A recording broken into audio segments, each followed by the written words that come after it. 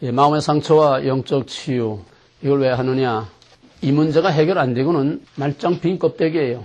천사의 방언을 하고 뭘 하고 다 해봐야 이게 해결 안 되면은 다 빈 껍데기예요.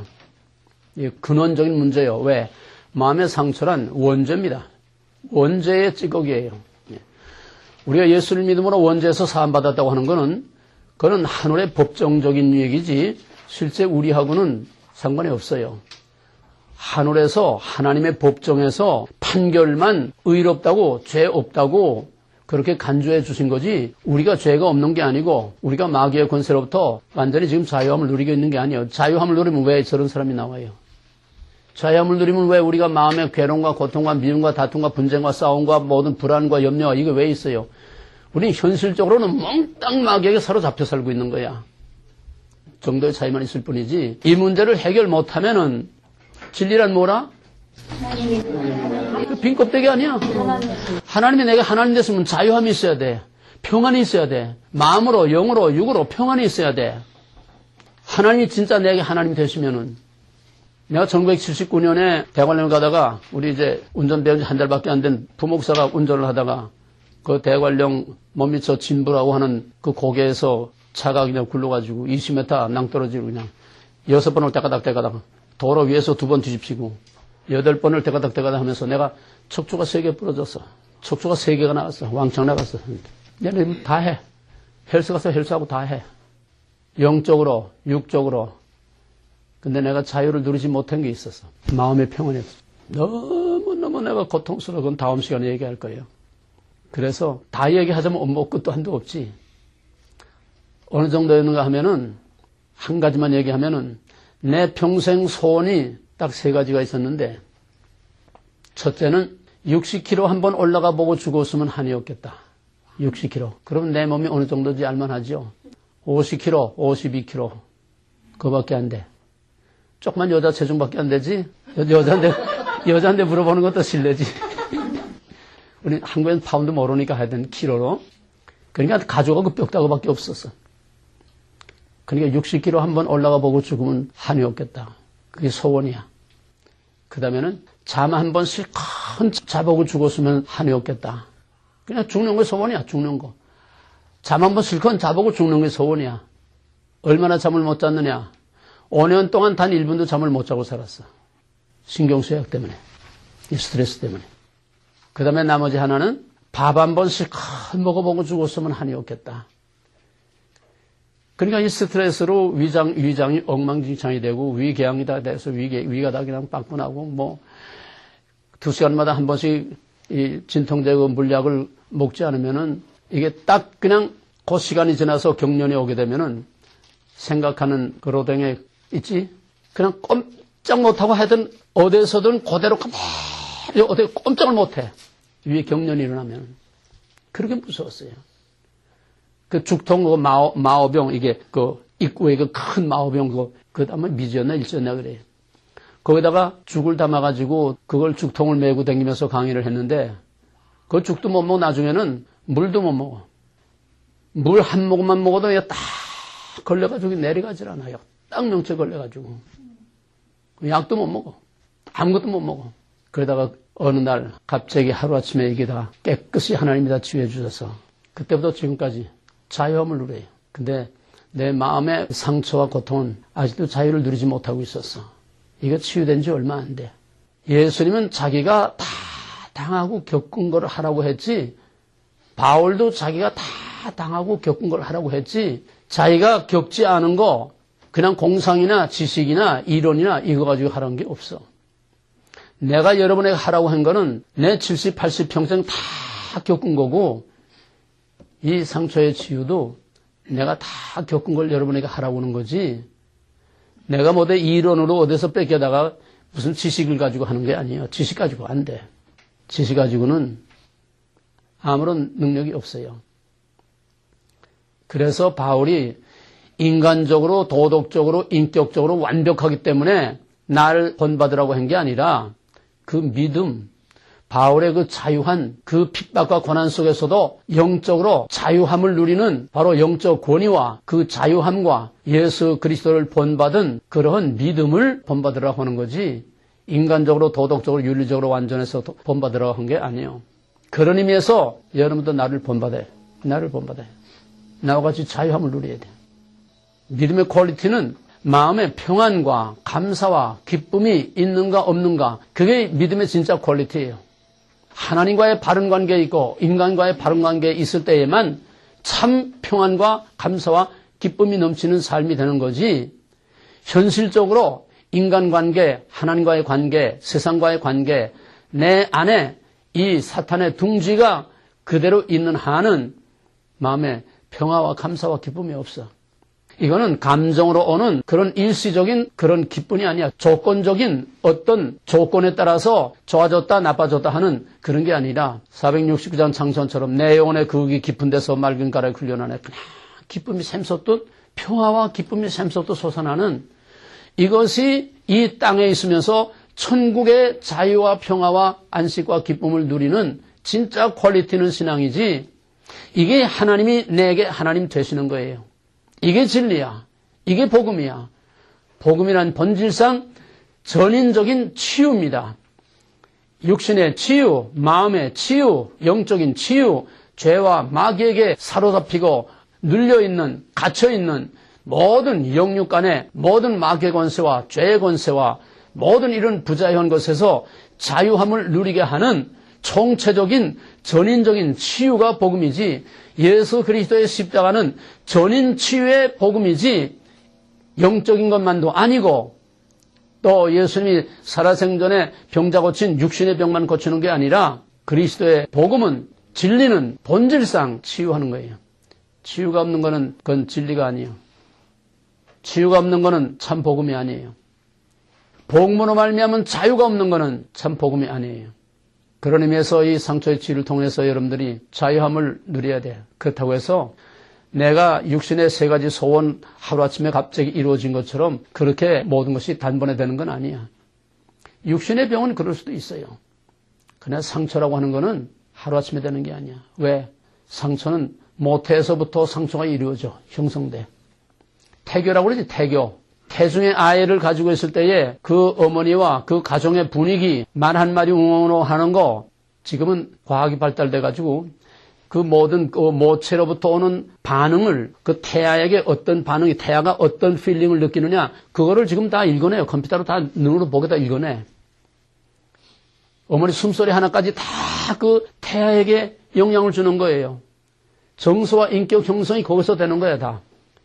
맨날 부부싸움하고 또 맨날 불안, 항상 마음의 평안이 없고 불안하고 염려, 근심, 짜증, 분노 이런 것이 있으면은 그 애가 정신적으로 정서적으로 건강한 애가 나올 수가 없어요. 거기서부터 일그러지는 거야. 꼬이고 뒤틀어지고 일그러지고, 다시 말해서 정신적으로 그 마음이 벌써 쭈그러지고 파괴된 인간이 나오는 거예요. 이거 심하게 되면 기형아가 돼요. 그리고 출생하는 과정으로부터 성장 과정, 모든 우리가 인생 살아오는 과정에서 우리가 얼마나 많은 상처를 우리가 안으면서 쌓이고 무디고 무뎌서, 어떤 사람들은 무뎌서 자기에게 무슨 프로그램이 있는지를 전혀 모르고 그냥 그저 덤덤하게 그냥 그저 그렁그렁 살아가는 사람들도 많고, 우리 집엔 뭐 별 문제 없어요. 뭐 별로 뭐 안강하고 싸우지도 않고 뭐. 그러나 의인은 없나니 하나도 없느니라. 죄와 마귀가 이 세상을 지배하고 있는 한 상처가 없는 사람은 아무도 없어요. 아무리 금실이 좋은 부부라도 서로 말 못하는 자기 혼자만이 갖고 있는 그런 아픔이나 또 그 이전에 살아오면서 가지고 있는 그런 아픔과 상처들이 다 있는데, 그거를 예민하게 느끼는 사람도 있고 또 좀 둔하고 덤덤해서 모르고 지나가는 사람도 있고, 정도의 차이지. 지난번에도 말했지만은 상처는 상처를 낳습니다. 상처는 자기 상처가 자기의 상처를 자꾸 또 만들어내요. 또 상처 있는 사람은 남에게 반드시 상처를 입힙니다. 그래서 연쇄 반응적으로 계속 시어머니한테 구박받는 며느리가 좀 강아지 궁뎅이 찬다고, 여기서 기분 나쁜 일이 있으면 다른 데 가서 자기도 모르게 나가. 자기에게 그런 상처와 그런 불안과 그런 적개심, 반항심, 불신 이런 모든 것들이 꽉 차 있을 때에는 자기도 모르게 남에게 상처를 자꾸 줘. 주는 거 없이 상처를 줘요. 그래서 가정이면 가정, 사회면 사회, 교회면 교회. 바로 이 결정적인 절정이 바로 오늘 한국 사회입니다. 한국 사회는 지구상의 가장 거대한, 가장 심각한 정신병자들의 수용소예요. 거대한 4,700만 한국 사람 치고 정상적인 사람은 하나도 없다고 해도 과언이 아니에요. 전체가 다 정신병자 수용소야. 정신병원이 아니야. 정신병원 그래도 뭐 치유라도 해주고 뭐 약이라도 줘서 뭐 좀 조용하게 진정이라도 잠재워. 이건 전부 다 광기야. 다 광기. 북한은 육체적인 생지옥이고 남한은 영적인, 정신적인, 사상적인 사탄의 생지옥이야. 여러분은 그나마도 이 미국의 시골 한 구석에서 그런 스트레스를 덜 받고 사는 걸 이게 참 복이에요. 한국은 무서워요. 말 한마디 잘못했다간 죽어. 말 한마디만 잘못했다간 죽어. 시비가 나가지고. 그 사람들이 북적대는 속에서 어깨 한번 잘못 붙였다고 때려 죽여. 무서운 세상이요. 무서운 세상. 더더구나 요즘은 그 아동 성폭행. 이건 정말 세계에서 유례가 없는 심각한 상태예요. 보통 정신병이 심각한 게 아니에요. 근데 속수무책이에요. 교회가 이 일을 담당해야 되는데 교회 목사부터 다 정신병자예요. 목사부터 자기 자신 해결 못해. 알지도 못해. 우리 드란노에서라도 담은 몇 사람이라도 여기서 고통당하는 사람들이 영으로든 육으로든 정신적으로든 치유를 받고 자유함을 얻는 구원의 사건이 있어야 돼. 자유한 평화의 사건이 있어야 돼. 할렐루야 찬송이 터져 나올 수 있는 그런 승리의 개선가가 나올 수 있는 그런 구원의 사건이 여기서 일어나야 돼. 지금까지도 수없이 많은 가정들이 그렇게 치유돼서 지옥에서 천국으로 된 가정들이 얼마나 많은지 몰라요. 매 기마다. 우리 엮이는 이제 사람이 많으니까 더더구나 이런 문제들이 알게 모르게들 다 가지고 있는 이것들을 해결을 해야 돼요. 자, 그럼 지난번에 공부한 거 모든 마음의 상처는 어디서 온다? 모든 마음의 상처는 어디서 온다? 기억할 걸 기억하지 못하면 뭐지? 그럼 힘든 것도 아니고 세이브만 딱 해두면 나오는 건데 모든 상처는 어디서 와요? 죄와 마귀. 죄와 마귀에게서요. 그럼 그걸 안 오게 하려면 어떻게 해야 돼? 내 안에 상처가 만들어지지 않게 하려면 어떻게 해야 돼? 마음의 상처는 죄와 마귀로부터 온다. 그럼 죄와 마귀가 내게 상처를 갖다 주지 않게 하려면 어떻게 해야 되냐고. 내가 가르쳐준 게 있지. 다 같이 시작.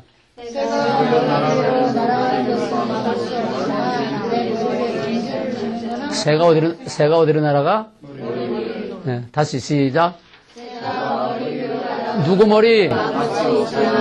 누구 머리? 다시 시작.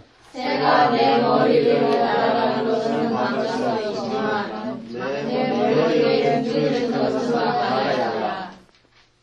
여러분 집에 새 한 마리씩 다 그려놔. 새 한 마리씩. 그러면 새가 내 머리로 날아가는 건 뭐예요? 이거다 쉬운 문제야. 새가 내 머리로 날아가는 건 뭐예요?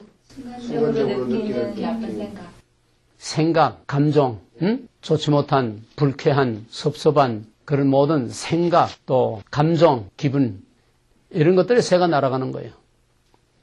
그럼 둥지 틀지 못하게 하면 어떻게 해야 돼? 상처란 뭐예요? 상처란 뭐라고 그랬지? 새가 날아가는 건 먹지 못하는데 둥지를 트는 건 뭐라고 했는 거 둥지가 상처지. 예? 그럼 어떻게 해야 둥지를 틀지 못해? 둥지를 튼다는 건 뭐예요?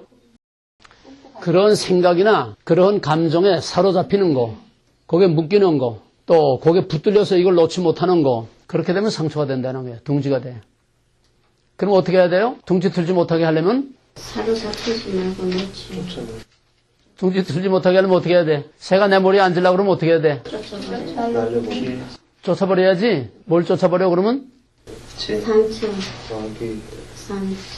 불쾌한 생각, 네, 부정적인 생각, 그런 감정, 그걸 거기서 다 털어버려야 되는데 그게 누구 맘대로 돼? 내 속에 꽁 하고 이게 들어박히는데 그게 쉽게 털어져? 말만 쉽지 실제로 그게 털어지질 않아. 그냥 금세 사로잡혀. 꽁 하고서는. 그래서 훈련이 필요한 거예요. 훈련이란 습관입니다. 훈련이란 습관이야. 저절로 되는 게 아니야. 배워서 되는 게 아니야. 그 뭐 성령 받았다고 되는 게 아니야. 습관이란 뭐예요? 반복. 예술가나 모든 운동선수라는 거는 계속해서 같은 행동을 계속해서 반복함으로써 훈련이 되는 거예요. 그죠? 자기 스타일을 버리고 자기 습관을 버리고 자꾸 하라고 하는 그대로 자꾸 계속 같은 거를 반복함으로써 바스켓볼에서 공을 거기다가 집어넣는 것도 그거 한 번에 돼? 자꾸 자꾸 같은 행동을, 같은 동작을 자꾸 반복함으로써 그 습관이 훈련이 되는 거예요. 신앙이란 훈련이요. 습관을 통해서 훈련이 돼야 되고. 상처의 치유도 훈련으로 되는 거지 절대로 저절로 되는 게 아니야. 기도한다고 되는 게 아니야. 은혜 받았다고 되는 게 아니야. 새를 쫓는 훈련으로부터 시작해서 끊임없는 피나는 싸움, 투쟁, 훈련이라는 건 그리 쉬운 게 아니에요. 모든 훈련은 다 고통이 따르고 불이익이 따르고 자기 억제와 자기 포기가 따르게 되고 그럴 때에 훈련이 되는 거지. 저 하고 싶은 대로 자기 형편대로 자기 기분대로 다 하고선 무슨 훈련이 돼요? 먹을 거 다 먹고 잘 거 다 잡고 놀 거 다 놀고 할 거 다 하고 그러고선 무슨 인류 메달감이 되고 인류 예술가가 되고 인류 피아니스트가 될 수가 있어요? 신앙은 그 이상의 훈련이 필요한데 오늘날 어디서도 훈련이 없어. 훈련이 왜 없어요? 제자 훈련도 있고 무슨 훈련도 있고 훈련 많으니까 아니야. 그거 아니야. 그런 거 가지고 안 돼. 영적인 훈련. 지식 가지고 안 돼. 생활과 삶 속에서 말씀과 성령이 그 삶 속에 적용이 됨으로써 하나님이 내 하나님 되는 무서운 싸움을 통해서 훈련을 통해서 되는 거예요. 하나님이 내 하나님 된다는 건 그냥 되는 게 아니라 하나님과 나와의 싸움이야. 하나님과 내 안에 있는 자기 주장이라고 하는 마귀와 하나님과의 싸움이야. 이 싸움이 없이는 절대로 영적인 훈련이 안 되고 신앙의 훈련이 안 돼. 무슨 뭐 성경 공부 프로그램들 그런 훈련 가지고 되는 게 아니에요. 약간의 도움은 있어. 약간의. 일시적인, 그냥 근원적인, 근본적인 해결은 아니야. 그래서 마귀가 우리에게 일단 들어와서 이게 한 번으로 끝나는 게 아니고 아까도 말했지만은 모태에서부터 빽하고 나올 때부터 지금까지 살아오는 과정에서 우리 계속 끊임없는 이 도전, 자극, 끊임없는 이러한 자극을 받으면서 계속해서 상처를 자꾸 입는데 하나님이 주신 은혜로 말미암아 무슨 은혜? 망각의 은사로 말미암아 또 자기도 모르게 자꾸 잊어버려서 어느 정도 이게 자꾸 여과돼 나가니까 살지 이게 그대로 다 쌓이면 터져서 죽어. 그래도 다 여과돼서 흘러나가서 배설물처럼 흘러나가지만은 그러나 찌꺼기가 자꾸 쌓여. 이거 자꾸 쌓여. 우리가 좋지 못한 패트푸드나 좋지 못한 음식들을 자꾸 먹으면 맨날 대변을 소변으로 다 나가지만은 계속 쌓이니까 그것이 콜레스테롤이 쌓이고 동맥경화증이 되고 당뇨가 되고 뭐가 되고 자꾸 성인병이 되고 자꾸 비만증이 걸리고 다 하는 거 아니에요? 배설돼도 쌓이듯이 영적으로도 똑같아. 마음으로도 똑같아. 배설되지만은 쌓여. 어떤 사람은 좀 배설을 잘하는 사람도 있고 어떤 사람들은 배설을 못하고 자꾸 쌓이는 사람도 있고 꽃 같은 걸 먹어도 운동을 자꾸 하면은 여과가 되죠. 운동을 안 하면 계속 먹기만 하면 자꾸 이렇게 되는 거 아니에요? 꽃 같아. 영적으로나 육적으로나 정신적으로나 또 마음의 상처나 다 마찬가지. 그래서 이런 것들이 우리 안에 쌓이게 되면은 거기에 교재에 나와 있던 것대로 여러 가지 많은 이런 상태들이 나타납니다. 한마디로 종합해서 말하면 마음의 평화가 없고 기쁨이 없고 감사가 없고 사랑이 없고 진실과 서로를 믿어주는 그런 신뢰가 없고 불신과 배타, 부정적이고 불안, 염려, 초조, 근심 항상 마음이 오그라들어 있는 긴장되어 있는 이런 속에서 누구와도 원만한 인간관계를 갖기가 어려운 정말 살아있으나 생적 같은 가정이면 가정, 사회면 사회, 교회면 교회. 아무도 없어도 자기 혼자 안에 있어도 자기 안에서도 무서운 싸움이 벌어지고 자기 안에서도 평안이 없고 기쁨이 없고 결국 지옥 같은 생활을 사는 거예요. 우리는 이 세상에서 완전한 구원을 다 누릴 수는 없지만은 그러나 제한적이고 한계가 있지만은 그러나 하나님께서 허락하신 최소한 거기에 어느 정도까지는 우리가 이 땅에서 영으로 육으로 마음으로 정신적으로 환경적으로 자유함을 누려야 돼. 자유함을 누려야 돼. 이 미국에 오니까 프리라는 말 참 많이 쓰더라고요. 프리 그냥 장사꾼들 무슨 마당 그냥 전부 프리. 근데 우리 크리스찬이 얼마나 자유함을 누리며 삽니까? 돈으로부터 사람으로부터 자존심으로부터 그냥 사람들이 나를 어떻게 보나 뭐라고 그럴까 항상 그 자존심이라는 거 하나 때문에 그걸 지키기 위해서 불안과 긴장과 또 그거로 인한 스트레스와 자유함을 누려야 돼. 남에게 불편을 준다든지 남에게 불이익을 준다든지 그런 것이 아닌 한은 자유함을 누려야 돼. 미국 사람들이 자유함을 누린다는 건 꼭 정치적으로만 자유한다는 게 아니에요. 미국 사람들 얼마나 자유로워요. 뭘 입든지 상관없잖아요. 여름에 밍크 코트를 입고 나오든지, 뭐 오바를 입고 나오든지, 한겨울에 뭐 햇팬트를 입고 뭐 반바지, 뭐 소매도 없는 걸 걸치고 나오든지 자유하잖아요. 어쨌건 미국 사람들은 불필요한데 구속을 받지 않아요. 사람들로부터 자유함을 누려. 자기가 남에게 피해를 끼치거나 또 법을 위반하거나 그 사람들은 철저히 이걸 압니다. 그렇게 자유함을 누리는데도 어디서 뭐 쇼핑몰이나 어디서 뭐 길 같은 데서 조금 옆에 다치지도 않았는데 옷도 다치지 않아요. 옆으로 바람 소리만 휙 스치고 지나가도 excuse me. 그만큼 남의 프라이버시에 대해서는 그만큼 예민하게 지켜주는 서로가 서로의 자유를 지켜주면서 자기 자유를 누리는 거예요. 한국 사람들이 이런 걸 좀 배워야 되는데 무엇보다도 크리스찬들은 자유함을 누려야 돼. 돈으로부터 자유함을 누려야 돼요. 없으면 없는 것만큼 하룻밤 세 조각 먹고 그저 비 안 맞고 하룻밤 잠은 그거로서 족한 줄 알고 살아야 돼. 어차피 다 템포랄이야. 뭐 털털이 살아도 가다가 길거리에 서지 않고 잘 굴러만 가면 그걸 감싸고 살아야 되고 남 하는 거 다 하려고 아득바득 하면서 스트레스 받지 말고. 근데 이게 왜 안 되느냐. 마귀에게 사로잡혀서 안 되네. 마귀에 사로잡혀서. 다시 말하면 상처가 많은 사람들은 자유를 누리지 못해요. 이 세상 민족 중에서 한국 사람처럼 이렇게 부자유한 사람 없어. 무서워. 여러분들은 그런 걸 모르고 사니까 참 정말 얼마나 다행인지 몰라요. 요즘 한국 사회는 무서워요. 서로에게 받는 스트레스 때문에 아주 생존 같아요. 그리스도께서 너희를 자유케 하려고 자유를 줬으니 그러므로 굳세게 서서 다시는 종의 몽에를 매지 말라. 이거는 1차적으로는 우리가 하나님의 자녀가 되고 죄 없다 인정함으로써 의롭다고 인정을 받은 죄와 마귀로부터 자유함을 누린다고. 이거는 법정적이지만은 또 현실적으로도 우리가 어느 한까지는 제한이 있어도 우리는 자유를 누리고 살아야 해. 이게 진짜 크리스찬이에요. 자, 그럼 오늘 나간 이 도표를 보면서 그림 말고 양쪽에 이렇게 두 가지를 쓴 도표 있죠. 이걸 보면서 상처가 구체적으로 근원적으로는 죄와 마귀로 말미암아 오는 것이지만은 그것이 구체적으로 현실적으로 어떻게 상처를 받느냐. 가장 큰 거는 자존심의 문제입니다. 자존심이라는 거에서 무조건 나쁜 건 아니에요. 자존심이라는 거는 좋은 면으로 긍정적으로 말하게 되면 사람들로부터 인정받고 싶어 하는 긍정적인 좋은 측면이 있어요. 자존심이라는 건. 자존심이 없으면은 이건 정말 아무것도 아니야. 근데 자존심을 지켜야 할 것이 있고 불필요한 자존심이 있는데 사람들은 진짜 지켜야 할 자존심은 알지도 못하고 헌시장처럼 다 내버리고 불필요한 자존심에 매달려서 사느냐 죽느냐 앙당하고 그래. 진짜 자존심은 하나님께 대한 자존심을 가져야 돼. 영적인 프라이드를 가져야 된다는 거예요. 나는 내 얼굴에 침을 뱉는 건 얼마든지 참을 수 있어도 하나님의 이름을 욕되게 하고 예수의 이름을 욕되게 하는 건 난 못 참아. 영적인 자존심을 가져야 돼.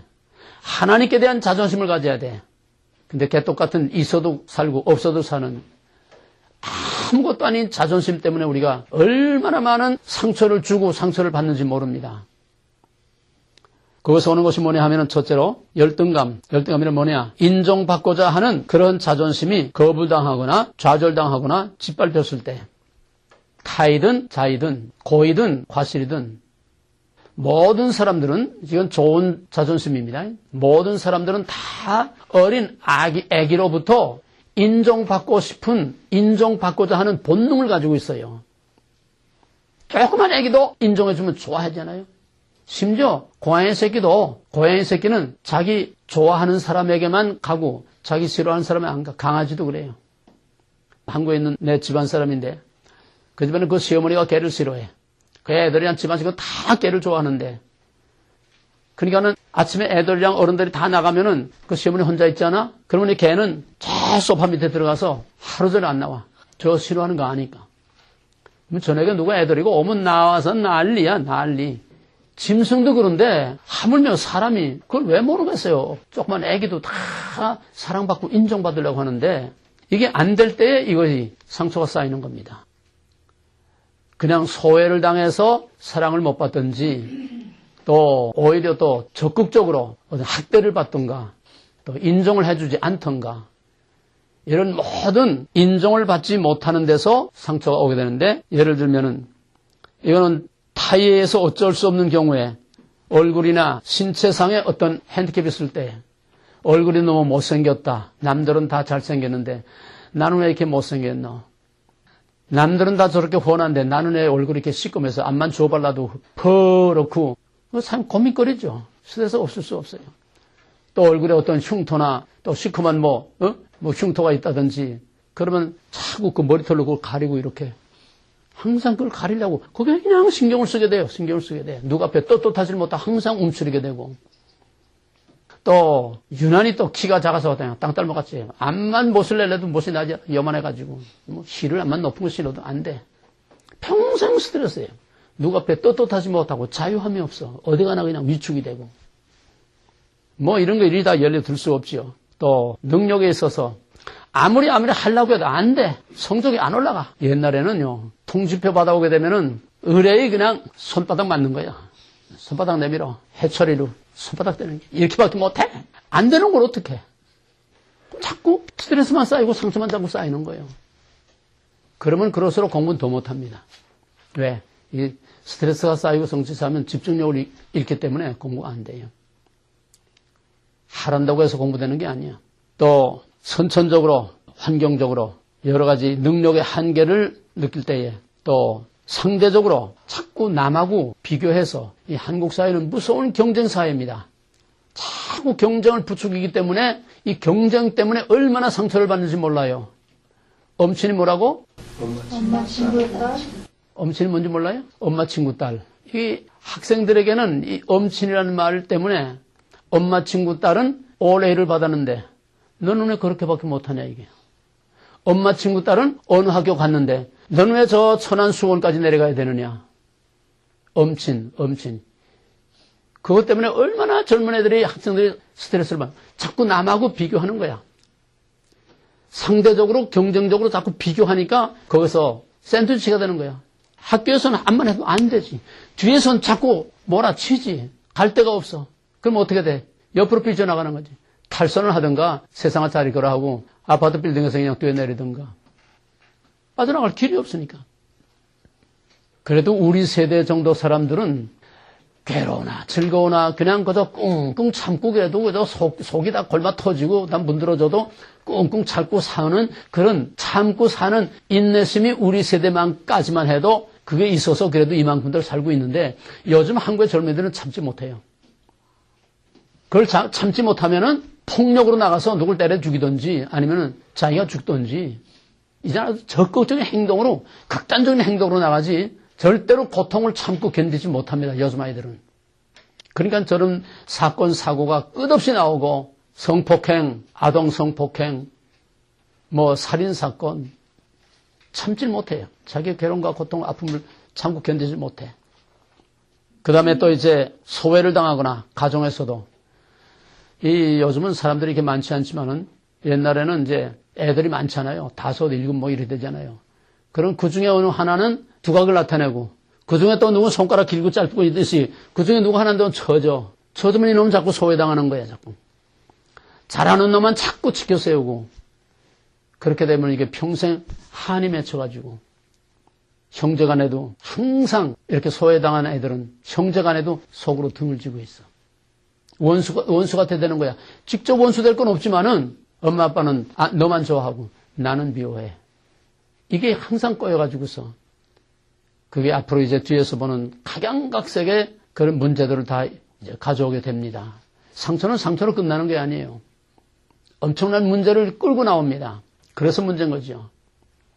그 다음에 이제 무시당하는 거, 가정이나 학교나 직장이나 어떤 집단에서 따돌림을 당하거나 무시를 당하거나 어디도 끼지 못하고 항상 소외되고 물하고 기린처럼 따르돌고 그런 데서 오는 또 자기 의견이나 자기 생각이 받아들여지지 않고 계속해서 묵살당하고 거부당할 때 특히 부부간에 또 부모 자식 간에 한 번도 뭐 하겠다고 하면 기꺼이 하라고 한번 해보라고 이렇게 힘을 실어주지 않고 꼭 브레이크를 걸고 꼭 부정적인 그런 반대 의견들을 내놓고 이건 서로가 다 상처가 있어서 물론 그렇지만은 이렇게 부부면 부부 또 부모와 자녀면 부모와 자녀 간에 이렇게 인커리지 격려해주고 한번 해봐. 실패해도 한번 해봐. 내가 우리 아이가 중학교 1학년 때에 그때 컴퓨터 XT 쓸 때 XT 알아요?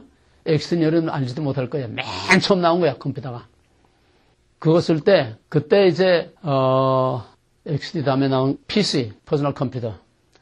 XP 다음에 윈도우는 아직 모르고 XP 다음에 그 때문에 PC 개인 PC가 나올 때인데 그때 얘가 컴퓨터를 한번 만들어 보겠대. 그 생태기가 컴퓨터를 만들어 보겠대. 그래, 얼마면 되겠냐? 그 얼마면 되겠다고. 그래, 한번 해봐라. 그 용산 전자상가에 가서 뭐 다 파트들 사다가 이렇게 낀대. 처음이니까 뭐 다 껴가지고 스위치 딱 넣으니까 팍 타버렸어. 그럴 수 있는 거야. 그 야단치면 안 돼.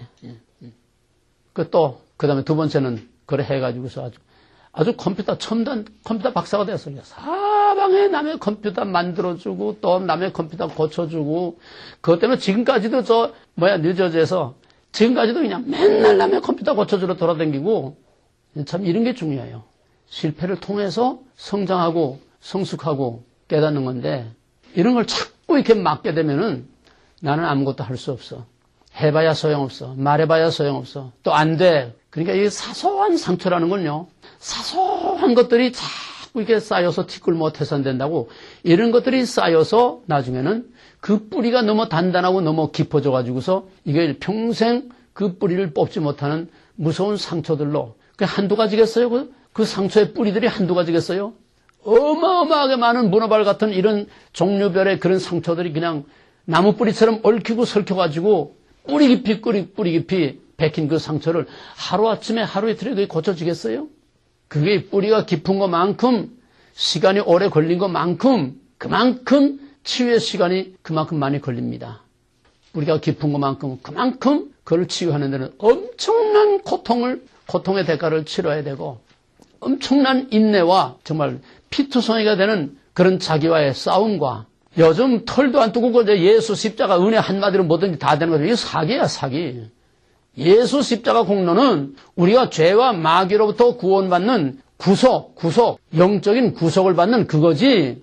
그 다음에 우리 모든 삶 속에서 이루어야 할 치유, 즉 어려운 말로 말하면 성화의 과정은 피나는 싸움이야. 저절로 되는 게 아니야. 성화는 저절로 되는 게 아니야. 요즘은 중생교리만 있고 성화에 대해서 일체 말을 안 해. 전부 웰빙, 그저 복받고 잘 사는 얘기만 했지. 사랑하라, 서로 도와주라, 구제하라. 전부 이런 웰빙 도덕적인 얘기만 했지. 치유에 대해서 전혀 말하지 않고 성화에 대해서 전혀 말하지 않고 인간 자체의 변화를 위해서 훈련을 위해서 전혀 교회가 말하지 않아. 지금의 복음은 다 가짜예요. 성화가 따르지 않는 중생은 그건 가짜예요. 그 다음에는 자기 의견이 항상 거부를 당할 때 그게 좀 무서운 상처가 되는 겁니다. 그 다음에 또 하나는 무관심. 이 무관심보다도 잔인한 게 없습니다. 여러분 부모 자식 간이나 부부 간이나 서로 싸운다고 하는 거는 그만큼 갭이 없고 가까운 증거예요. 그 단계가 지나가면은 나사가 돌리다가 지나가면 겉돌잖아요. 그 단계가 지나가면은 요즘 사람들이야 싫으면 그냥 그거 해주면 그만이지만은 그러나 그 정도도 못 되고 해지지도 못하는 사람들은 넌 너, 난 나 서로 노타치. 겉으로 멀쩡하게 그냥 들락거리면서 같이 사는데 한 지붕 밑에 같이 사는데 서로 건드리지도 않고 간섭하지도 않고 관심도 없고 그래도 같이 밥이나 한 소대 밥이나 먹고 그래서 빨리 옷이나 갈아입고 나가고 넌 너, 난 나. 서로 완전히 대화가 차단되는 이 무관심. 이 무관심처럼 무서운 게 없어요. 무관심이 제일 잔인한 겁니다. 차라리 싸우는 게 나아요. 싸우는 게. 미국의 심리학계에서 언젠가 발표한 걸 보니까 이 노인들 이제 두 그룹으로 나누어서 서로 다투며 사는 노인들하고 서로 다투지 않는 그룹하고 두 그룹을 놓고서 오랫동안 장기간 동안 검토를 하고 연구를 했더니 싸우지 않고 사는 부부들이 빨리 죽더래요. 왜 그럴까? 싸우지 않고 평화롭게 지내는 부부들이 빨리 죽더래요. 왜 그럴까? 관심이 없어요. 관심이 없어서? 외로워서? 아니, 잘 사는데 왜 빨리 죽습니까? 그거는 빨리 죽는 그룹도 그야말로 다정하게 재미나게 사는 부부는 오래 살 거고 그야말로 무관심하게 사는 그런 물론 그 중에도 이제 부정적, 긍정적 두 그룹이 있겠지요. 예. 싸우지 않는 것도 정말 금슬이 좋아서 안 싸우는 거 하고 그 도를 넘어서 이제는 싸워봐야 안 되니까 왜? 맨날 싸워봐야 못 이겨. 입 뻥끗 했다가는 그냥 박살이나. 그래서 숫제 참고 사는 거야. 그래서 조용한 거야. 그러니 어떻게 되겠어요? 속으로 다 썩어 문드러지는 거야. 가정이 평화롭기 위해서는 누군가가 십자가를 지고 누군가가 그 대가를 치르기 때문에 가정이 평화로운 거지. 서로 다 자기 의견, 자기 생각 다 말하고서는 조용할 수가 없어요. 왜? 한 배서 난 자식들도 생각이 다르고 감정이 다르고 성격이 다 다른데 어떻게 남남길에 남의 뿌리에서 나온 몇십 년을 자란 사람들끼리 만나서 어떻게 마음이 항상 일치하고 살 수 있겠어요? 그건 다 참고 사는 거야. 이 참는다는 것이 이게 다 병이 되는 거야, 이게. 상처가 돼서 속이 썩어 문드러지니까 이 스트레스가 수명을 단축하는 거예요. 모든 질병은 70%, 80%는 다 스트레스로 오는 거예요. 참는 것만이 능사가 아니야. 믿음은 참는 게 아니에요. 해결이 돼야 돼. 해결이 돼야지. 자꾸 꽉꽉 둘러서 참기만 하면 결국 어딘가 골마 터지게 돼 있어. 참는 게 능사가 아니야. 참는 거로 안 돼. 그러다가 터져. 죽어. 참았다 터지면 그냥 끝장이야, 그때는. 참았다 터지면 화산이 폭발하는 것처럼 뭔가 일나. 자기가 죽든지 남을 죽이든지 아니면 그냥 끝장을 내든지. 참을 거는 물론 참을 때까지 참을 거는 참아야지요. 그러나 참는 자체가 해결책이 아니라고 하는 거. 그래서 다투는 사람은 왜 오래 사느냐? 스트레스를 해소하니까. 둥지를 털어버려. 네? 둥지를 털어버리니까는 그게 계속 쌓여서 썩어 들어가진 않아. 어느 때 가서 싸워. 적당히 싸우는 거는 스트레스를 해소되는 하나의 치유법이 되는 거고, 카타르시스, 정화작용이 된다는 거예요. 적당히 싸우는 건. 그러나 그것도 어쩔 수 없는 궁여지책의 수단이지, 진짜로 이 모든 과정을 다 넘어서서 치유가 되고 나서 안 싸우는 건 이건 진짜예요. 치유가 되고 나서 안 싸우는 진짜야. 우리 부부는 서로 마주 앉았다면 누구든지 한마디만 입이 나가면은 탁구야. 톡 치면 톡 쳐. 톡 치면 톡 쳐. 두 번, 세 번, 그 다음에 벌써 탁 올라가는 거예요. 입을 못 벌려. 입만 벌렸다 하면 무조건 반대니까. 입만 벌렸다 하면 무조건 반대니까. 톡. 어떤 쪽에서 받아들여야 이게 끝나지 않아요? 이쪽에서 치고 저쪽에서 치니까는 그게 끝나? 탁구 치듯이 그냥. 참, 내가 말로 다 형언할 수 없는 과정을 겪었어요. 그러나 우리는 지옥에서 천국으로, 지옥의 천국. 지금 몇 년 가도 말 한마디 서로 의견 충돌 다툼이 없어. 무시무시한 생지옥 같은 데에서 이게 치유되는데, 이게 하루 이틀에 된 게 아니야. 다음 시간에 내가 좀 얘기할 거예요. 이런 문제를 가지고 있게 되면은 어떤 증상들이 나타나느냐. 그 아래 특징, 증상, 진단. 실패와 상처에 대한 두려움이라는 거는 누가 나한테 내가 말 한마디 잘못했다가는 또 상처를 받아. 그죠? 인정받지 못하고, 반대말을 하고, 무시를 당하고, 그럼 또 상처 입는 거 아니야? 그런 데 대한 불안, 두려움, 또 뭔가 실수하거나 잘못하면 또 이거 구박받고, 잔소리 듣고, 그런 데 대한 불안, 두려움, 처져, 긴장, 그렇게 되면은 집중력을 상실하고, 안정하지 못하고 안절부절해. 불안정. 그리고 기억력이 상실되고. 이 아이들 공부 못하는 아이들 그냥 공부하라 자꾸 그런다고 해서 공부하는 게 아니에요. 애들이 스트레스 많이 받는 아이들은 이 상처가 많고 스트레스 받으면은 이 정신이 집중이 안 돼. 책 펴놓고 11시, 12시, 1시까지 가만 앉아 있어도 책 펴놓고 들여다보면 공부하는 것 같은데 오만 잡상, 망상 다 들락거리고 뜬구름 타듯이 그냥 떠돌아다니는 거지 하나도 안 보여. 집중력이 없어. 나는 한참 심할 때는요. 누가하고 약속을 해도 약속을 한 걸 찾아가질 못해. 수첩에 적어놓으면 수첩 보질 못해. 이건 망각의 은사가 아니라 망각증이야. 그냥. 건망증. 수첩에 적어놓으면 뭐래? 그걸 봐야지. 그래서 나중에 손바닥에 적어놔. 손바닥에 적어놓은 것도 이걸 보는 걸 잊어먹고 약속을 못 지켜. 그 정도는 아무것도 아니야. 어느 정도 하면은 이 집중력이 없으니까 기억력과 집중력은 같이 나갑니다. 집중력이 없으면 기억력이 없어지는 거예요. 여러분 기억할 걸 기억하지 못하는 건 공부에 집중 못해. 집중력이 없어서 그래. 다 분산이 돼가지고 집중해서 딱 들어 한마디에 딱 뺏깁니다. 잊어버리잖아요. 내가 지금 내일 모레 80이라도 집중해서 딱 이렇게 어떤 책을 본다든지 어떤 내가 정말 궁금하던 거 어디서 딱 발견을 했다든지 할 때 요구나 딱 하나가 한 번 딱 입력되면은 지워지질 않아요. 집중해서 들은 거, 집중해서 본 거, 그건 한 번으로 잊어버리질 않아. 근데 그것도 편안하게 태평하게 들은 거는 꼴백 번 들어도 자꾸 잊어버려. 내가 기억력이 집중력과 기억력이 얼마나 내가 심각했는가 하면은 성경을 못 읽어. 성경을 한 절을 못 읽어. 한 절을 왜 못 읽느냐? 한 절을 읽으려면은 그 앞에서 나온 단어하고 그 다음 단어들이 연결이 돼야 말이 되잖아요. 그래야 이해가 되잖아. 단어 하나하나가 한 단어 넘어가면 고전 단어가 새까맣게 잊으면 생각이 안 나. 한 단어 한 단어가 연결이 안 돼. 여러분 상상할 수 있어요? 그런 거? 한 단어 내려가면 그 웃단어가 새까매. 그러니까 한 절 가지고 10번, 20번을 읽어도 끝내 그 한 절이 무슨 말인지 모르고 결국은 더 읽질 못해. 그런 생활을 했어요. 얼마나 심각해. 여러분은 그 정도 아니까 애라는 건 꼭 해. 정신병도 안 되려면. 그래서 불안정, 기억력 상실, 또 피로, 이 스트레스가 심하고 긴장, 불안, 염려, 초조 이런 스트레스와 상처와 이런 것들이 심하면요. 사람이 스트레스를 받으면 진액이 빠집니다. 진액이. 하는 거 없이 진액이 빠져요. 하는 거 없이 피곤하고 아무것도 안 하는데도 그렇게 그냥 막 온몸이 녹아내리고 그냥 맥을 못 쳐. 조그만 서성대도 그냥 다 무너지는 것처럼 맥을 못 치고 먹고 놀아도 그렇게 힘이 들어. 피곤해. 이 정신적인 스트레스 받는 거예요. 에너지가 무진장 소모됩니다. 육체 노동의 몇 배 소모돼요. 이래서 이런 스트레스가 많은 사람들, 이 상처와 스트레스가 심한 사람들은 만성 피로에서 항상 피로를 호소하고 요 단계가 지나가면은 통증을 호소해. 고통을 호소해. 실제 육체적으로 고통이 옵니다. 내가 총각 때 형님이 세브란스 병원에 있었는데 나는 그냥 못 살겠어. 너무너무 그냥 안 아픈 데가 없고 못 살겠어. 그냥 많은 고통을 호소해도 형님 본인이 알지. 내가 이렇게 괴로워서 잠도 못 자고 괴로워서 이렇게 온 몸이 그냥 마음은 둘째쳐놓고 육체적으로 내가 이렇게 괴로운데도 나는 끔찍 안 하는 거야. 그럼 막 그냥 땡깡 부리고 화를 내고 그럼 오늘 이따가 병원에 나와. 병원에 나와서 전문의 한 대 데리고 가면 아무 이상이 없대. 나는 아파 죽겠는데 아무 이상이 없대. 미치는 거예요. 경험자들 있을 거예요.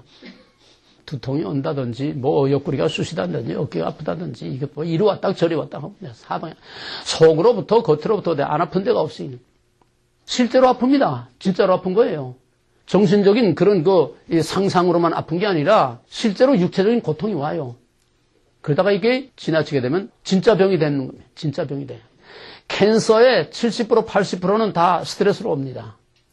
같은 스트레스를 계속 2달, 석 달 이렇게 계속 집중적으로 계속 누적돼 나가면 영락없이 터집니다. 그리고 남에게 불안과 고통, 스트레스를 주는 것은 간접살인이에요. 우리 형님이 그 아이가 이 도박에 빠졌어, 도박에. 셋째 막내 놈이 도박에 빠졌어. 평생 모태에서부터 생각한 놈인데 도박에 빠졌어. 그게 하루 이틀이죠. 고쳐줘요? 주색 잡기는 개도 못 준다는 말이 있잖아요. 주색 잡기. 그러니까 하다 안 되니까는 그 며느리가 그렇게 착한 며느리인데도 더 이상은 못 살겠다는 거야. 이혼하겠다는 거야. 큰 난리를 치니까 결국 형님이 위암으로 죽었어요. 그 스트레스니까. 직통이에요, 직통. 누구에게 스트레스를 주는 건 살인행위입니다. 또 자기가 자기의 스트레스를 해결하지 못하고 죽는다면 그건 자살행위예요. 간접자살이에요, 그것도. 남에게든 자기에게든 해결해야 돼. 뿌리 뽑아야 돼. 이 심각성을 모르는 사람들이 더 문제예요. 문제가 없는 사람 아무도 없는데 정도의 차이는 있지만은 왜 모르느냐? 자기가 자기도 모르게 남에게 가해자라는 걸 다 모르고 살고 있어. 기껏 해봐야 자기는 피해자야. 에? 저희 집구석에서 자기는 피해자야. 저희 남편은 자기를 몰라줘. 자기를 이해 못해줘. 피해자야. 전부 피해자만이지 가해자는 없어. 어느 집 구석에 들어가 보든지 다 피해자래. 여자한테 물어보면 자기가 피해자야. 남자한테 물어보면 또 자기가 피해자야. 다 피해자야. 가해자는 없고 피해자만 있어. 자기가 남에 대해서 남편이나 아내나 아이들이나 또 밖에 사람들이나 직장에서나 자기가 가해자라는 건 전혀 모르고도 살아요. 이게 누적이 되면은 사람 골병 들게 만들고 정신적으로 육체적으로 심해지면은 간접살인이 될 수 있는 거예요. 그래서 이런 피로, 의욕상실, 불신, 폐쇄적, 그 다음에는 폐쇄적이 되면은 의사불통, 고집불통, 누구하고도 대화가 되지 않고 타협이 안 되고 의논이 안 되고 그냥 막무가내로 애골수로만 나가는 이 고집불통. 성격적인 것도 있지만은 이런 상처로 불신의 벽이 두터워지게 되면은 누구의 말도 진실 그대로를 받아들이질 못해. 액셉하지 못해. 다 탱탱 튕겨내고 다 거부하고 부정적이고 비판적이고 배타적이고. 그러면 이러한 마음의 이건 다 내적인 겁니다. 이런 증상은 그 속에서 나타나는 것들인데 그런 병을 가지고 그런 상처를 그런 문제를 가지고 있는 사람들은 표면으로 밖으로 어떻게 나타나느냐. 오른쪽 보세요. 그게 방어기제라고 하는 건데 속에 이런 문제들을 가지고 있으면은 그것을 위장하고 합리화시키고 또 다른 사람들이 자기의 약점과 아픔을 건드리지 못하게 자기의 약점을 들여다보지 못하게 자기 스스로 무의식적인 본능적인 방어 기제가 나타납니다. 디펜스 메커니즘이 나타난다는 거예요. 이건 알고 하는 의식적인 행동이 아니에요. 무의식적인 행동입니다. 그래서 모든 상처와 아픔과 약점을 스스로 자꾸 은폐하고 숨기고 위장하기 위해서 역기능, 반대 기능이 나타나. 이거하고 반대 기능이 나타나. 예를 들어서 열등감, 극심한 열등감을 가지고 있다. 경제적으로 너무 가난해서 그 가난에 대한 열등감이 어려서부터 또 이렇게 쌓여있는 그런 열등감이 있다. 또는 공부를 못해서 또 남들은 다 대학 가는데 자기가 대학을 못 가는 한이 맺히고 그런 것들로부터 자유를 누리지 못하는 사람들이 이 극심한 사람이 있어요. 대학 못 갔다고 다 그런 건 아닌데 특별히 어떤 사람들은 이게 아주 한이 맺히고 이게 아주 무서운 상처가 돼서 병처럼 되는 그런 사람들이 있어요. 뭐 미국 사람들은 그런 거 별 문제가 안 되는데 한국 사람들은 특별히 학력 사회이기 때문에 이 간판 사회이기 때문에 대학 못 갔으면은 어딘가 길을 못 펴고 자꾸 위축되고 자꾸 자기가 남보다 뭔가 부족하고 모자르다고 하는 결핍증을 갖고 이런데 자유함을 누리지 못해. 미국 사람들은 뭐 대학 못 가도 내 아는 사람은 아주 엄청난 부자인데 미국 사람인데 그 아들은 대학도 안 가. 자기는 취직한대. 그래서 내 딸 같은 그런 사람이 있는데 그 아이하고 고등학교 같은 이제 친구들인데 고등학교 때부터 그냥 쭉사 살자 그렇게 따라다니더니 결국 걔하고 결혼을 했어. 잘 살아요. 그러다고 해서 부모 의지하는 게 아니야. 결혼할 때 그 갑부가 저희 아들 결혼하는데 그 별장이 어느 정도가 하니까 별장 안에 풀장이 있어. 집 안에 풀장이 있어. 아주 왕궁 같아, 성 같아. 그 호숫가의 가든에서 이제 결혼식을 하는데 딱 만불 딱 주면서 이거 가지고 다 해. 뭐 집 하나 사주는 것도 아니고 아파트 하나 얻어주는 것도 아니고 만불 가지고 다 하라는 거야. 아파트는 뭐 들어가서 뭐 폐하면 되는 거니까 세상에 난 놀랬어 정말. 한국 같으면 얼마나 요란스럽게 하겠어요. 저희 그 젊은 애들 친구들 그냥 그래서 가족 몇 사람하고 그렇게 해가지고 이제 결혼식을 했는데 고등학교 안 나왔다고 끌리는 거 하나도 없어. 완전히 후리하게 살아. 그러더니 저 소방 헬리콥터 있지? 그것도 이제 교육받아가지고 소방 헬리콥터 지금 이거 빨로 하고 있어요. 아니 대학 못 나오면 못 삽니까? 미국 사람들은 자유하게 사는데 한국 사람들이 학력 때문에 스트레스 받는 사람이 너무 많아요. 이런 열등감을 가지고 있는 사람들은 역기능으로 나타납니다. 정반대로 나타나. 열등감이 심한 사람은 한마디로 말하면 교만한 사람들은 열등감이 심하다고 보면 틀림없어요. 교만한 사람. 물론 타고난 성격도 있겠지만은 어디 가나 잘난 척하는 사람, 어디 가나 똑똑한 척하는 사람, 팔방미는 노릇하는 사람, 백과사전, 누가 무슨 말 한마디만 꺼내면은 그냥 그 말 딱 가로채가지고서는 혼자 다 아는 것처럼 그냥 팔방미인 백과사전 모르는 거 없어. 목사 누구 이름 하나 나오면 그 목사 줄줄이 그냥 그 뭐 배우고 다 나오고 어떤 탤런트 말 한마디만 나오면 그 탤런트 그냥 잘 다 나오고 세상 얘기 모르는 거 없이 사방팔방 대중 잡지 무슨 잡지에 나오는 이런 것들 그냥 안 보는 거 없고 모르는 거 없고 목사들 그런 사람이 있어요. 그 마켓에 나오는 것들 별별 게 다 많잖아요. 그 이만큼 갖다가 일주일 내내 그거 다 봐. 성경도 안 보고 기도도 안 하고 그만 봐. 극심한 열등감에 사로잡힌 사람들은 팔방민 백과사전 그런 사람들 보면 불쌍해. 자기 몰라. 그 열등감으로 인한 자기의 고통이 얼마나 심한지를 몰라. 역기능으로 다 위장되고 캄프라져있기 때문에 오히려 그 다음엔 자기가 자기에게 쏟고 살아. 자기가 많이 아는 것처럼 이거 가지고 보상심리. 많이 아는 것처럼 그거 가지고 자기 보상심리로 그걸 가지고 자위를 하는 거예요. 자위. 이런 사람들은 참 불쌍한 사람들이에요. 또 있는 척하고 뭐든지 차도 인류, 뭐 집도 그냥 힘에 넘치도록 그냥 큰 집, 좋은 집 뒤집어 쓰고 차도 좋은 차, 옷도 남보다 더 비싼 옷, 브랜드, 좋은 것들만 입고 다니고. 여기는 참 자유로운데요. 아무거 입고 다녀도 한건 안 그래. 굶어 죽어도 남한테 끌리지 않게 입고 다녀야 되고. 응? 하다못해 여자들 신발 어디 가서 벗어놓으면 신발 어디 거나 신발 안에다 써 있잖아. 그거 가지고 자존심 상하는 거예요. 땡볕 내서라도 최고 신발 비싼 것들을 사 신고 다녀야 되고. 이렇게 되면은 자기라고 하는 건 없어져요. 전부. 그러니까 과소비, 낭비, 허세, 이 애모를 봐도 다 나타나. 애모를 봐도. 과소비, 낭비, 허세, 얼굴로 다 나타나. 이런 상처가 심한 사람들, 열등감이 심한 사람들. 또 어떤 사람들은 불안, 초조 때문에 자기 속에 잠시도 평안이 없고 항상 그냥 불안, 긴장, 초조, 그냥 다리가 다다다다다다 떨지 않으면 그냥 한 군데 오래 가만 앉아있지 못하고 그냥 화장실 들락날락 하지 않으면 이 불안, 초조. 또 어디 가서 팍팍 기마에 쓰고 그냥 돈 쓰는데 그냥 팍팍 쓰고 다니는 사람. 물론 마음이 좋아서 이렇게 쓰는 사람도 있지만은 이런 디펜스 메커니즘으로 자기가 가난에 대한 이 열등감이 꽉 찬 사람들은 밖에 나가서 자꾸 이런 걸 과시하는 거예요. 과시나 이런 것들이 자기도 모르는 중에 다 나타나는 겁니다. 그 다음에 이제 또 다른 측면을 보게 되면 이런 사람들은 두 가지 행동 양식으로 나타나요. 이거 다 할 수 없으니까 크게 나누면은 두 가지 행동으로 나타나. 모든 사람들은 밖으로 발산하는 애향적인 사람이 있고 안으로 움츠러드는 내향적인 성격이 있습니다. 이건 타고난 성격이니까 거기에 따라서 이 디펜스 메커니즘이 달라지는 거예요. 아니 그거 아직 보라고 난 건 아니야. 그건 조금 더 있다 봐. 애향적인 사람은 밖으로 자꾸 발산을 하기 때문에 적극적인 반응으로 나타나. 이 디펜스 메커니즘이 적극적인 행동으로 나타나요. 이 적극적인 행동이 애향적인 사람들은 이게 잘못되게 되면은 공격적이 되고 범죄, 공격, 폭력, 그 사람은 건드리면 안 돼. 건드리면 그냥 폭탄 같은 말이 나오든지 뭐 칼날 같은 비수 같은 아주 그냥 속을 팍 긁어놓는 말이 탁 나오든지 이 사람은 그냥 건드리면 나와. 그러니까 예, 그림 보세요. 여기. 거기에 두 사람 마주한다는 그림. 이 그림이 두 사람의 특징을 한번 얘기해봐요. N쪽에 있는 사람의 특징은 뭡니까?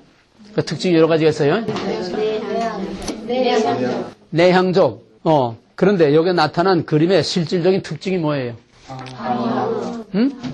방어다. 그건 전체적인 거고 부분적으로 구체적으로 그 사람의 행동 양식이 어떤 행동 양식으로 나오겠는가? 보호, 감추는 거. 가리는 거, 숨기는 거, 또 어떻게? 그림을 봐야지. 내 얼굴 보면 가리고 전신을 다 가렸잖아요. 전신을 다 가렸어. 그걸 다른 말로 구체적으로 말해봐요. 뭘 가렸어? 뭐를 가렸어? 뭐를? 몸, 자기 자신. 그래 뭐가 없어? 자유함. 뭐가 없어? 자유함이었다. 아니 그 사람에게서 지금 뭐가 없냐고, 뭐가 안 되냐고. 얼굴에 뭐가? 눈, 코, 입. 그러니까 눈을 가리고 입을 닫고 귀를 닫고 클로즈. 누구 말을 듣지 않아. 현실을 현실대로 직시하지 못해. 그러니까 눈도 귀도 입도 다 닫아버렸어. 말 안 해. 왜? 말 한마디 잘못해다 자기 약점 드러날까 봐. 자기 무식 드러날까 봐. 자기 실수 드러날까 봐. 또 거절을 당할까 봐. 그 두려움과 불안 때문에 말을 안 해. 이 질문하는데 대답하는 사람들 이 형이에요. 입 다물고. 잘못 대답했다가 창피당할까 봐. 자존심 상할까 봐. 이 형이야 다. 마음의 문이 닫혀있다는 증거예요. 그 다음에 귀도 닫았어. 듣질 않아. 그 방패를 들고 방어형이야. 예, 갑옷을이고 방어형. 그 다음에 오른쪽에 있는 사람은 어떤 타입이? 이건 남자 여자를 이렇게 꼭 말하는 건 아니에요. 이게 남자일 수도 있고 여자일 수도 있고 이쪽도 남자일 수 있고 여자일 수 있어요. 예? N쪽에 있는 사람은 어떤 특징이에요? 공격적. 근데 지금은 공격하고 있는 건 아니야. 그러나 언제든지 건드리면 공격할 자세를 갖고 있는 거야. 언제든지. 너 나 건드리면 나 가만 안 있을 거야. 항상 건드리면 팍 나가 그냥. 건드리면 화살 팍 나가. 그러니까 이런 사람하고 이걸 여러분의 가정으로 그대로 옮겨놔봐요. 목사님이 그리신 거예요 혹시? 궁금해서. 어떤 형이야 자기는? 이 공격적. 공격적? 그 속에 담고 있지 않는 거예요. 또 저요? 지요? 모르겠는데. 모르는 게 어디 있어? 둘 중에 하나지. 중간. 중간은 없어. 갑옷 입고 팔 때. 어. 둘 다. 또, 아침하고 저녁하고 다른 거. 아침하고 저녁하고 다른 것 같아. 그것도 일리가 있어요. 저는 공격형 같아요. 공격형 같아요. 공격형이야? 근데 그림은 맞게 그렸죠. 여자분들 다 공격형이라 하는 거 보니까. 여자분들 그런 것 같아요. 결혼했어, 총각이야? 저요? 결혼했습니다. 결혼했어? 이게 요즘 거의 다 이런 거 아닌가 난 봐요. 거의 다, 요즘 다 거의 다 이렇지 않나. 이게 시대의 흐름이니까. 여자들은 요새 참고 가만히 있질 못해. 이제 남자들이 참는 세상이고. 이제 지금도 물론 남자가 여자 폭행하는 사람들도 많지만은 요즘 한국에서는 남자가 여자한테 폭행을 당하는 가정들이 많고 선생이 학생들 때리는 게 아니라 이제 학생이 선생 때리는 시대야. 이 시대의 흐름이 그러니까 어쩔 수 없어요. 근데 어떤 사람은 그러더라고. 나가서는 공격적이 되고 집안에서는 방어형이 된다. 또 집안에서는 공격형이지만 나가면 방어형이 된다. 그것도 맞는 얘기예요. 왜? 밖에 나가서 점잖고 얌전하고 남한테 참 인심 없는 사람들이 바깥하고 집안하고는 영 틀립니다. 정반대예요. 여러분 특히 대표적인 거는 깡패들. 깡패들 얼마나 무섭습니까 밖에서. 근데 깡패들은 집에 가면은 저희 부인들 얼마나 애끼고 잘해주는지 몰라요. 그 밖에서처럼 그렇게 무서우면 어떻게 살겠어요? 정반대예요. 정반대. 깡패들은 저희 부인들을 얼마나 애끼고 얼마나 위해주고 얼마나 사랑하는지 몰라요. 일리 있어요. 일리 있지? 예. 또 밖에서 잘하는 사람들에게 정말 다 인정받고 존경받고 그런 사람 집구석에 하게 되면 이것도 사탄으로 변해. 내가 한국에서 크고 기도원 한울산이라고 하는 큰 기도원에서 이제 몇천 명 모인 그 기도원에서 이제 여러분 집회를 하는데 예배 끝나고 나서 어떤 젊은 자매가 상담을 하겠다고 왔어. 그냥 엉엉엉엉 울면서 이제 얘기를 하는데 자기 아버지가 어느 서울의 큰 교회에 아주 수석장로인데 교회에서는 아주 천사라고 그러는데 천사. 양같이 순하고 그렇게 잘 숨기고 교회에서는 다 그 장로님을 천사라고 그러는데 근데 집에만 오면은 이게 악마로 변해서 그냥 자기를 그냥 막 장작 패듯이 그냥 팬다는 거야. 얘는 더 이상 내가 매 맞고 살 수가 없어서 매 맞다가 맨발로 도망쳐서 갈 데 없으니까 이제 기도원에 올라온 거야. 난 이젠 못 내려갑니다. 이젠 내려가면 나 맞아 죽어요. 더 이상 난 못 내려가요. 어떻게 하면 좋습니까? 그걸 가라고 그래. 가지 말라고 그래. 밖에 나가면 천사인데 집에 들어오면 악마로 변하는 이런 사람들. 극단적인 예지만은, 예. 목사들도 강대상에 서면 천사 같죠? 집에 돌아가게 되면, 집구석에 돌아가게 되면. 제일 문제 많은 가정이 목사의 가정들입니다. 왜? 두 얼굴을 가지지 않을 수 없어. 그렇다고 해서 그게 숨겨지진 않아. 다 나옵니다. 어디를 삐져나오든지 그 말하는 매너에서 나오든지 설교에서 나오든지 그 사람의 삶에서 나오든지 뭐 교인들과의 어떤 관계에서 나오든지 어디든 터져나오게 돼 있는데 제일 이 치유에 이게 진짜로 필요한 사람이 목사예요. 목사의 가정. 우리 동양에도 수신제가 지국평천하 자기 몸을 다스리고 가정을 다스리고 그 다음에 나와서 세상을 다스리라. 성경에도 그렇잖아요. 디모데전서 3장에서 목사와 장로, 집사 한 아내의 남편으로 그 자녀들을 잘 다스리는 자라야 할지니 그렇지도 못해. 제일 스트레스 많이 받는 게 목사와 사모들입니다. 왜? 이건 당하기만 했지 같이 싸우지 못하잖아. 입 한 번 뻥꺼냈다간 뭐 날벼락 나오는데 응? 보따리 싸고 도망가야 될 판인데 쫓겨날 판인데 그러니까 목사는 목사대로 속으로 다 새기고 꿍꿍거리고 사모는 사모대로 또 항상 소외감을 느껴. 왜? 목사는 꽃밭에 살거든 항상 그냥 뭐 신방 가고 어디 가고 그냥 맨날 꽃밭에 살고 또 존경받고 대접받고 그냥 높임받고 목사님 한데 이 사모는 이건 뭐 아주 꼬다른 보릿자루예요.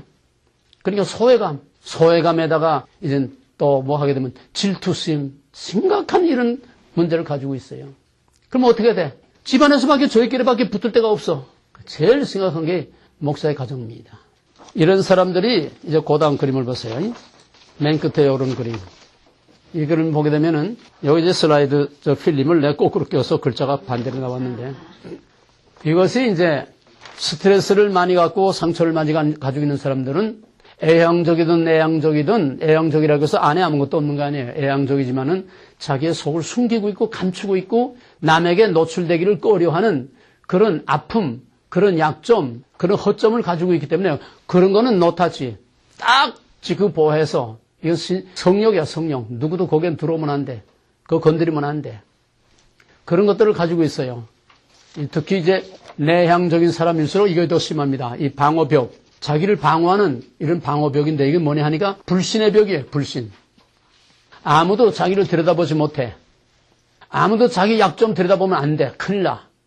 그러니까 항상 불안할 수밖에 없어. 누가 내 약점 이걸 알지 않나. 또 약점을 또 노출되지 않나. 말 한마디 잘못할 때. 또 누가 누구한테 또 내 이런 약점과 내가 이렇게 아파하고 괴로워하는 이런 것들을 또 사람들 입을 통해서 나가지 않나. 항상 이런 데 대한 불안이 있기 때문에 아까 갑옷 입은 그 사람처럼 자기 방어를 위한 이런 자꾸 불신의 벽을 쌓아. 사람들하고 원만한 커뮤니케이션이 안 돼. 진실과 진실을 서로 주고받을 수 없어. 누가 말을 해도 그 말을 받아들이질 않아. 다 그냥 이 두터운 방어벽 밖에서만 내리쳐지 마음속으로 받아들이질 못해. 이런 사람들에게는 복음도 진리도 그 어떤 말씀도 그 속에까지 중심까지 들어가지 못합니다. 다 밖에서 탕탕 튀어나가고 말아. 예수님은 이거를 네 종류의 밭의 비유로 말씀하셨어요. 길바닥과 같은 거야 이게.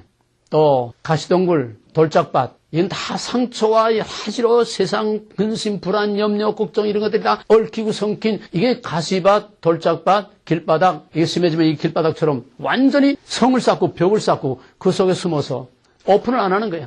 딱 클로즈하고. 뭐 성격적인 차이도 있지만은 말을 해야 할 자리에서도 말을 하지 않고 이렇게 클로즈하고 있는 사람들은 다 이런 형들이에요. 이런 형들이에요. 이런 형은 어떤 것으로 나타나는가? 그 다음 그림 보세요. 양쪽에 이거. 내향적인 사람은 안으로 움츠러져 들어가. 자꾸 위축돼. 우울증, 노여움, 분노, 곡해, 애곡 이런 사람들은 무슨 말을 해도 꽈배기처럼 다 꽤 이렇게 벨벨 꼬여서 오해를 하고 곡해를 하고 남은 선한 뜻으로 말하는데 피해의식이 꽉 차가지고 피해망상증에 걸려가지고서 저 사람이 나를 또 어떻게 하려고 그러는가? 왜 저런 말을 하는가? 이런 식으로 오해, 곡해, 애곡, 그 다음에 자학, 비판, 또 반대로 얌전하고 착하면서도 절대로 무너지지 않는 그런 아집, 고집, 애골, 절대로 누구 말 듣지 않아. 자기 고집대로 하지. 또 이걸 조금 더 지나치면은 또 옆으로 나가면은 음주, 마약, 도박, 도벽, 또 그 다음에는 은둔, 많은 사람들 앞에 나타나지 않고 사람들 틈에 끼어서 어울리지 못해. 항상 뒤로 쳐져서 혼자서 숨어 살길 좋아하고 방구석에 처박혀서 밖에 애출하는 걸 싫어하고 사람들 모임에 어디 나가는 걸 싫어하고 교회를 가도 그냥 꽁문이 아무도 모르는데 꽁문이나 한쪽 뒤편에 가만 앉았다가 예배만 딱 끝나면 싹 빠져나가고 사람들과의 교제와 이런 사귐이 없어. 항상 자기는 숨어 살아. 피해망상, 의사불통 또 어떤 경우에는 거짓말. 자꾸 자기를 위장하기 위해서 자기도 모르게 이게 무의식 중에 하는 거예요. 거짓말을 하겠다고 일부러 생각해서 꾸며서 하는 게 아니라 무의식적으로 습관적으로 그냥 거짓말이 나가버려. 거짓말이. 무조건 거짓말로 나가버려. 누구하고 말을 해도 그냥 자꾸 거짓말이 그냥 나가버리는 거예요. 이게 거짓말이 습관화되게 되면은 자기가 거짓말을 하고 있다는 걸 전혀 모릅니다. 몰라. 예를 들어서 남편이 집에 옆에 있는데도 전화가 왔어. 아무개 집사님 계십니까? 나가 밖에 나가고 없는데요. 이 전화 자체에 대한 불안증이 있어. 누가 가까이 접근하는 거기에 대해서 항상 불안이 있는 불안. 습관적으로 자꾸 거짓말을 해. 이유 없이 거짓말해. 아무 소득도 없는 맹목적인 거짓말에 습관적으로 거짓말을 해. 그런 사람들하고 무슨 대화가 되고 그런 사람들에게 무슨 복음이 들어가겠어요? 그 다음에 초조, 불안, 긴장 말할 거 없고 그 다음에는 또 이제 이런 사람 중에는 아부형이 있어요. 아부형. 개처럼 충성하고 이제 목숨을 다 바치듯이 그냥 개처럼 충성하고 왜? 아까 처음에 말한 것처럼 인정을 받기 위해서 물불 모르고 충성을 해. 비굴할 정도로 충성, 좋게 말하면 충성, 나쁘게 말하면 아부. 이런 사람들은 강자에게는 약하고 약자에겐 강합니다. 무슨 말인지 알겠어요? 강자에게는 약하고 약자에겐 강해. 이 미국 사람들 중에 그런 사람들이 많아요. 왜? 미국 사람들 중엔 이 결선 과정에서 자라는 사람들이 너무 많기 때문에 이런 사람들은 강자에게는 약하고 약자에게는 막 그냥 눌러버려요. 그래서 아주 이런 정연하게 합리적으로 팍팍팍 대들게 되면은 꼼짝 못하고 그냥 뒤로 물러서. 어정쩡하게 이 아시안들 1세들 말도 잘 못해서 어정쩡하게 그냥 콱 밟아버려. 그러다 이 문제가 많은 사람들이. 물론 성격적인 것도 있긴 하겠지만은 대부분 다 이런 것들이 강자에게 약하고 약자에 강한. 또 이것이 이제 심하게 되면 탈선, 애도, 자살. 그 다음에 오른쪽에는 밖으로 주로 나타나는 성격의 사람들입니다. 과섭이, 낭배, 낭비, 포식, 또 선심, 허세, 허영, 아까 말한 것 백과사전, 팔방미인, 완벽주의, 결벽증. 이게 완벽주의, 결벽증. 이건 아주 전형적인, 이건 상처를 많이 가지고 있는 사람들이에요. 왜? 자기 핸디캡, 자기 그 열등감, 자기 부족한 거를 역기능으로 나타나기 때문에 실수가 많은 사람들일수록 완벽주의가 많습니다. 좀 허술하고 좀 뭔가 완벽하지 못한 사람들이 더 완벽증, 그런 결벽증 이런 걸로 나타난다는 거죠. 그 다음에 거부, 반항적, 부정적, 배타적, 또 강한 경쟁심, 이게 다 열등감이 밖으로 노출되는 거예요.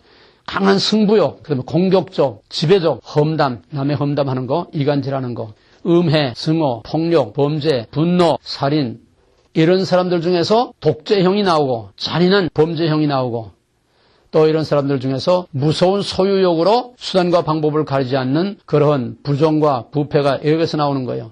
정복욕, 성취욕 이건 좋은 면도 있고 나쁜 면도 있어요. 사회적으로 성공하기 위해서 정말 수단과 방법을 가리지 않고 국회의원이 된다든지 뭐 된다든지 막 집안 다 팔아서라도 성공하려고 하는 그런 성공욕, 성취욕, 정복욕 이런 형들로 나타나는.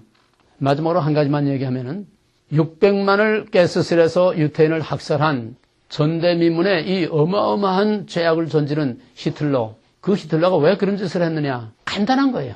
바늘도둑이 소도둑 된다는 말이 있죠. 이 히틀러가 어렸을 때 아주 찢어지게 가난했어, 집이.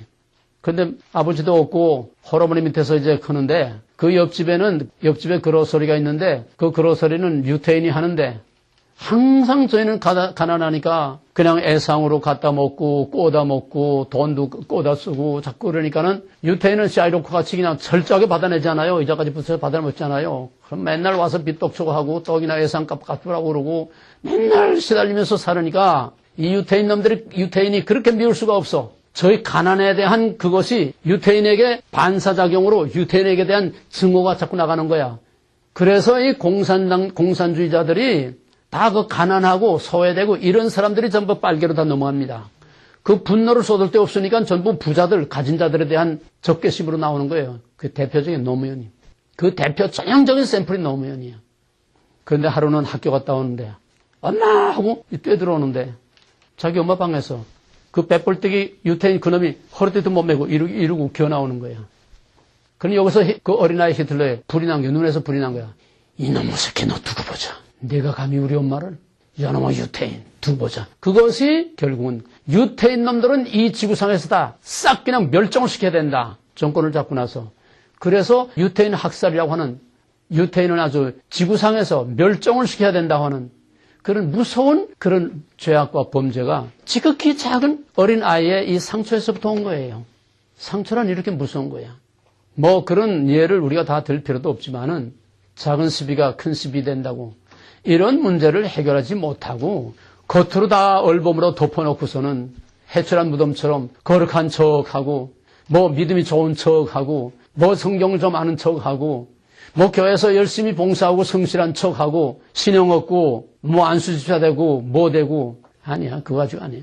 근본적으로 속사람이 치유되고 속사람이 변화돼야 마음이 열려야 하나님과 열리고 마음이 열려야 사람과 열리고 마음이 열리고 영의 문이 열리고 그래서 하나님과 사람과 유무상통 교제하고 교통할 수 있게 될 때에 사람 같은 사람이 되고 아내 같은 아내가 되고 남편 같은 남편, 부모 같은 부모가 되고 크리스찬 같은 크리스찬이 되는 거예요.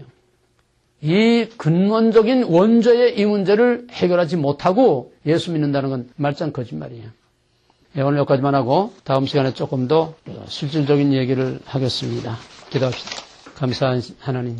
수십 년 어려서부터 우리가 자라오고 살아오는 과정 또 가정생활과 이 미국 생활에서 우리가 알게 모르게 쌓이고 뿌리 깊이 내려진 우리가 모르는, 자기도 모르는, 또는 서로 같이 살을 맞대고 살면서도 서로가 모르는, 자기만이 부둥켜 안고 있는 이 아픔과 괴로움과 고통과 심지어는 불감증까지도 우리가 다 모르는 중에 덮어놓고 살고 있지만은 누구나 깨끗한 자가 없고 완전한 자가 없고 마음에 상처가 없는 자가 없지. 우리가 이번 두란노에서 이 문제를 이제부터 근본적으로 해결할 수 있게 하시고 이제부터 이 문제를 위해서 피나는 투쟁과 싸움과 노력과 기도와 인내로서 두란노를 통하여 개인의 모든 문제가 해결되고 하나님과의 관계와 가정과 이웃과의 관계와 정말 우리가 마음을 활짝 열어놓고 초막이나 궁궐이나 내 주에서 모신 것이 그곳의 하늘나라와 같은 기쁨과 감사와 찬송이 항상 넘쳐오르고 우리 마음에 천국이 이루어지는 참된 평화를 누리며 평화를 끼치는 트러블 메이커에서 피스메이커로 다 되게 하여 주시기를 간절히 바라고 원하며 우리를 위하여서 십자가에 죽으신 예수 그리스도 이름으로 감사하며 간절히 기도합나이다. 아멘.